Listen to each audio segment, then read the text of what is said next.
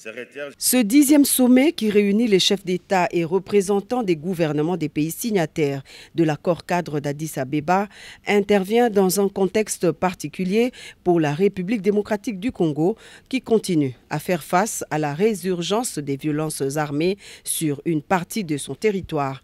Occasion pour les parties prenantes de revoir leur part de responsabilité dans le processus de la restauration effective de la paix et la sécurité dans la région. L'accord cadre pour la paix, la sécurité et la coopération pour la République démocratique du Congo et la région a été signé à Addis Abeba le 24 février 2013 dans un contexte postérieur à la prise de la ville de Goma par la rébellion M23. 9 ans après, force est de constater que la situation sécuritaire demeure critique.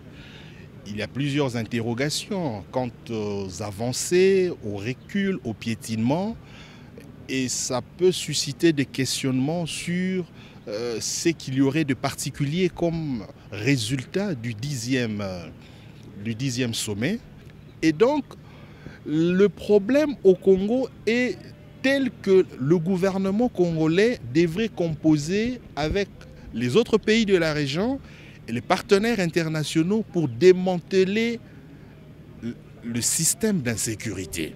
Considérés comme partenaires de cet accord, les États-Unis d'Amérique ont délégué une équipe d'experts à Kinshasa pour suivre de près ce 10e sommet. Donc on voudrait bien sûr féliciter le président Tshisekedi et le gouvernement de la RDC pour avoir organisé ce sommet.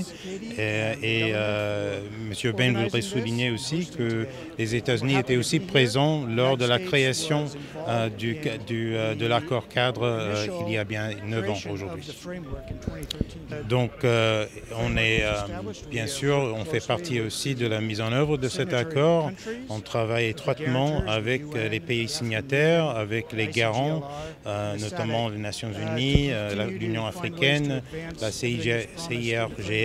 Les femmes, considérées comme principales victimes des conflits armés, étaient également représentées, avec un cahier des charges bien fourni. Nous avons fait notre réunion le 18 février, le Conseil consultatif Femmes et Paix et Sécurité de la région des Grands Lacs, et nous avons formulé des recommandations aux chefs d'État et des gouvernements pour que nous puissions voir certaines lois être mises en place.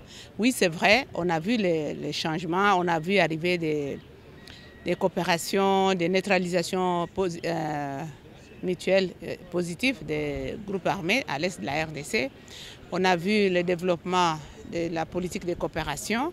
On a vu aussi la mise en œuvre de groupes de contact. Mais on voudrait avoir, en plus de ça, être mis en place le protocole genre de l'Union africaine. Nous voulons avoir des lois effectives qui font la promotion de la participation des femmes dans la prise de décision, mais aussi dans les résolutions des conflits. La République démocratique du Congo, à travers le chef de l'État, Félix Antoine Tshisekedi Tshilombo, ne cesse d'exprimer son attachement à la paix et la protection de l'intégrité de son territoire national. Grâce à sa superficie quasi-continentale et sa position géostratégique, la RDC croit dur comme fer aux engagements des uns et des autres.